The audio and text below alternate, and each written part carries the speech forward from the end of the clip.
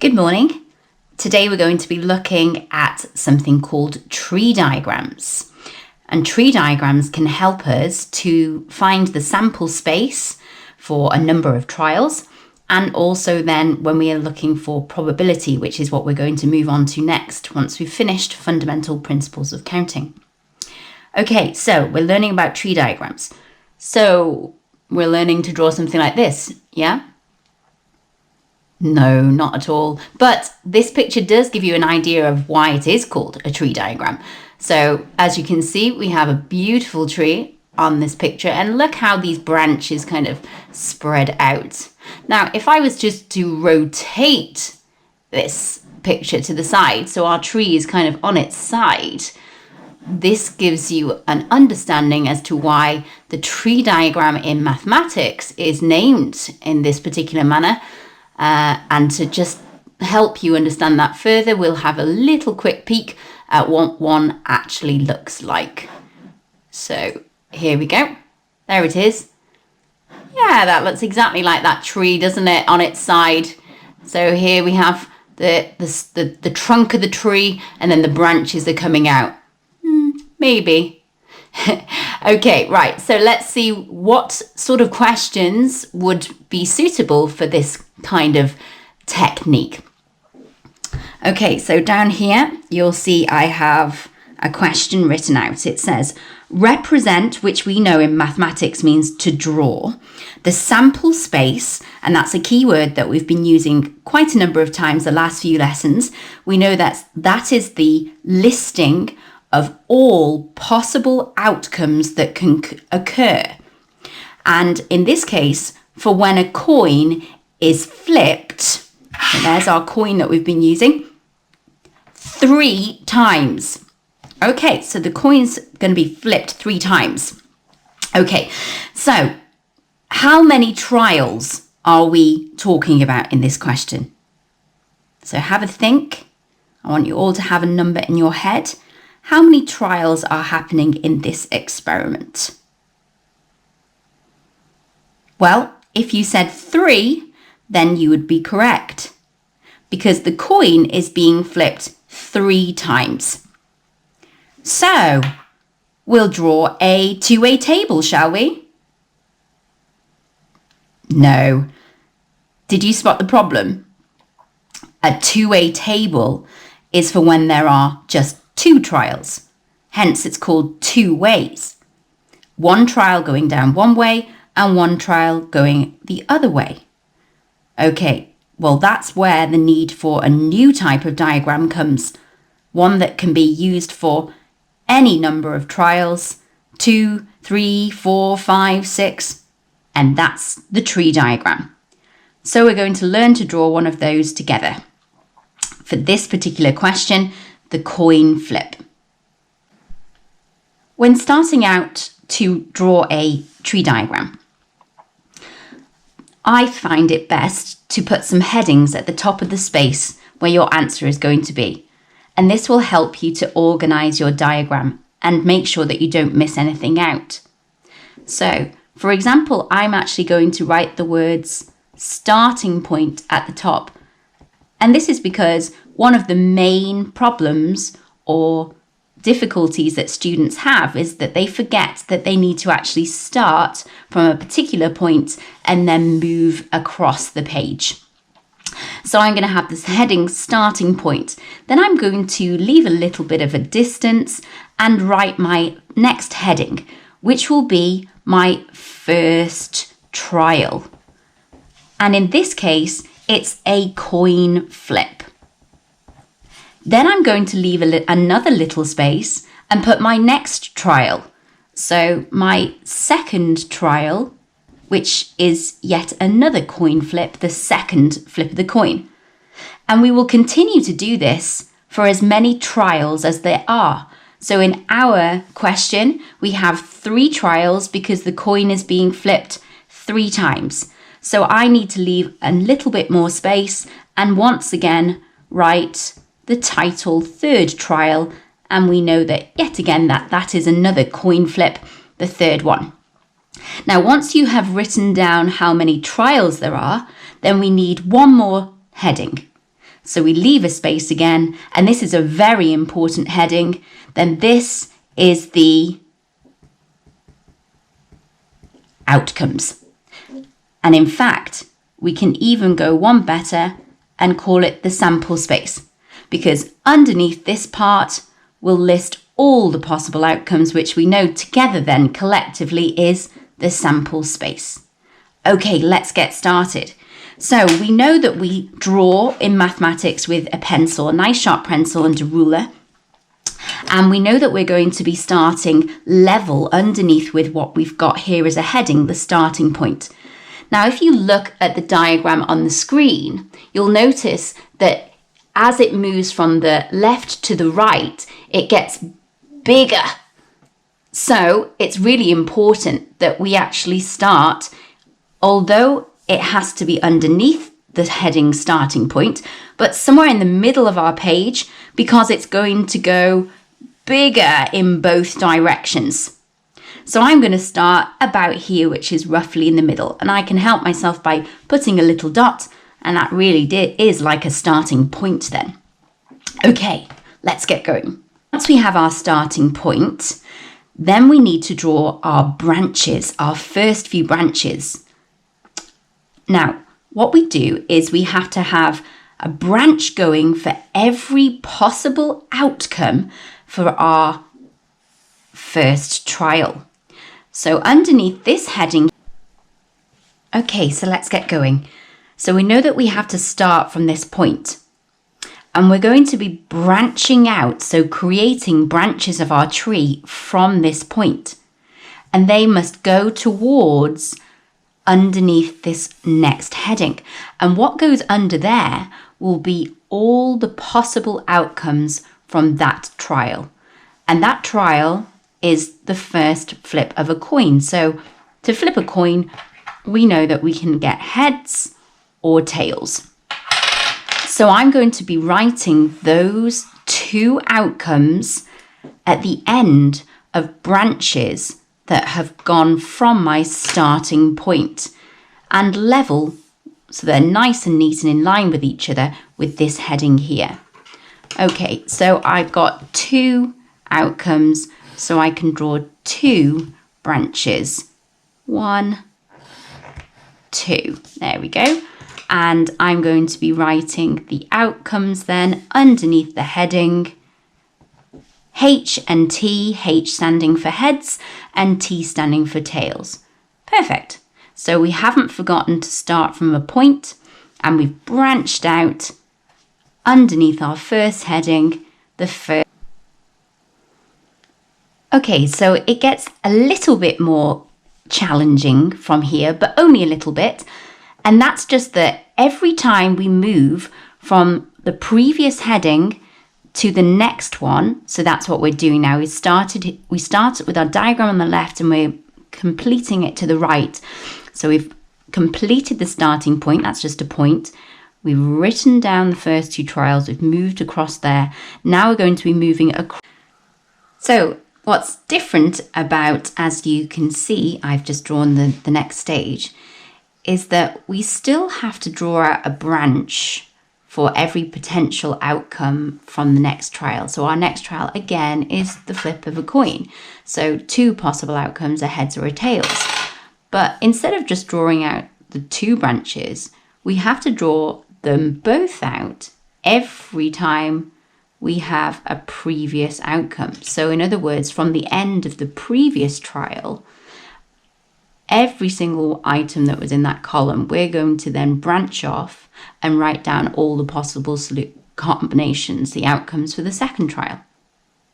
So let's see if you can figure out what goes next. Well, we need to move from the second trial across to the third trial, so more branches, and we're going to have to branch out from the ends of every single one of these previous outcomes.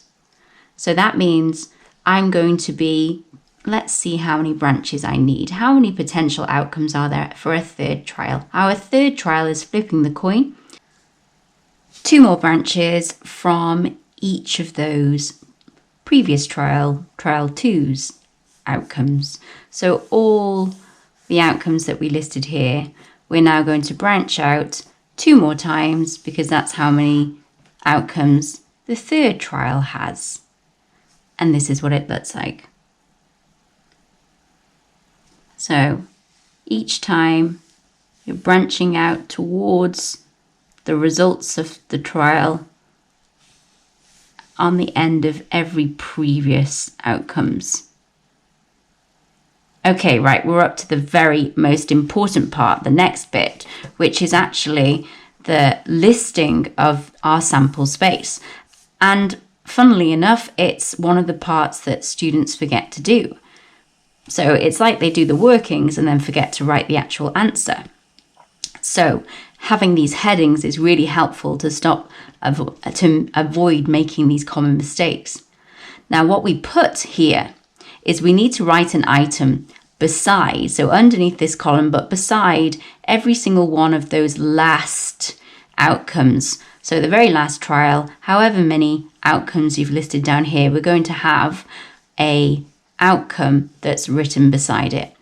And what we write is its pathway from the very starting point to get to that particular place where it is. So if I take the H here, so I need to write an outcome beside it. What I'm going to be writing is, from the starting point, if you trace its path to get to where it is, we would have to do this. We would have to go along here and we get to a H. Then up here, another H, and then we finally get our third H. So we have our first outcome. Now, let's just remind ourselves what we have actually been doing. We've been looking at an experiment where we flip a coin 3 times.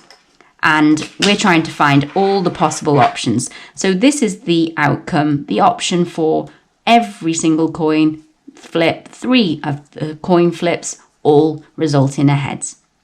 So let's work out the next one.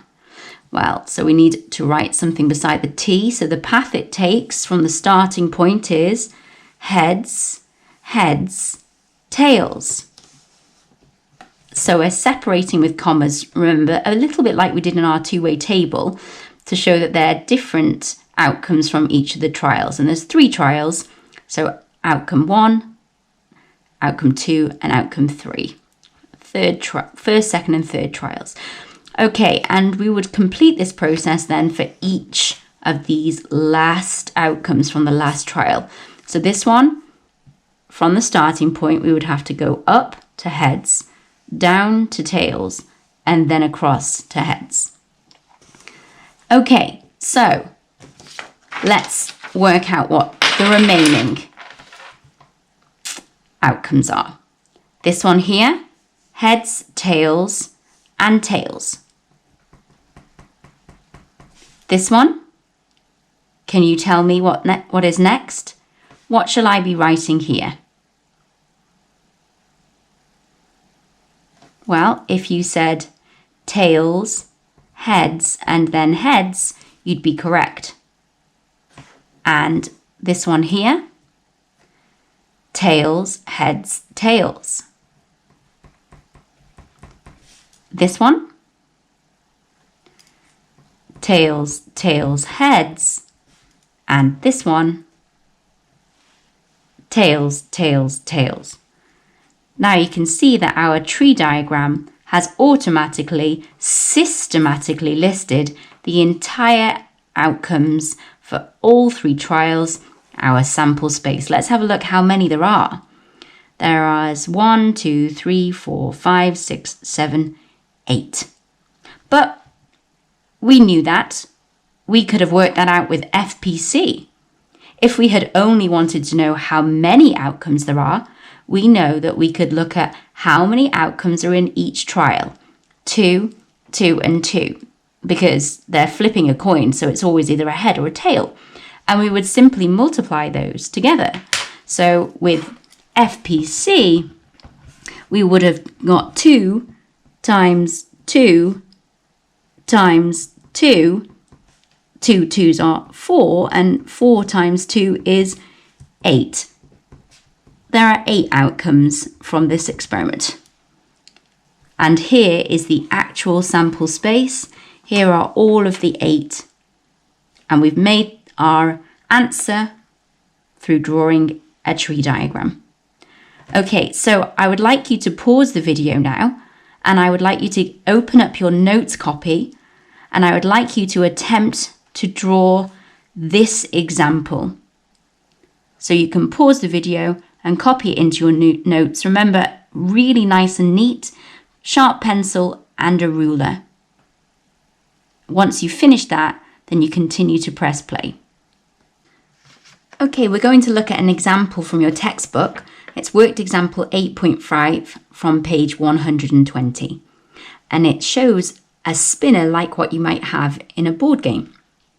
So you would spin this arrow around and see where it lands. And it's coloured blue, white and red. Now, we are told something very important, that it is spun twice. And then we are asked to list all the possible outcomes. So if I was attempting this in an exam, I would have underlined the fact that it was spun twice. That's very important. And the fact that we've been asked to list all the outcomes means that we have to provide the sample space. We can't use FPC. We can't just simply say how many there are. Okay, so which method do you think would be best to show the sample space? Systematic listing, two-way table, a tree diagram, or FPC?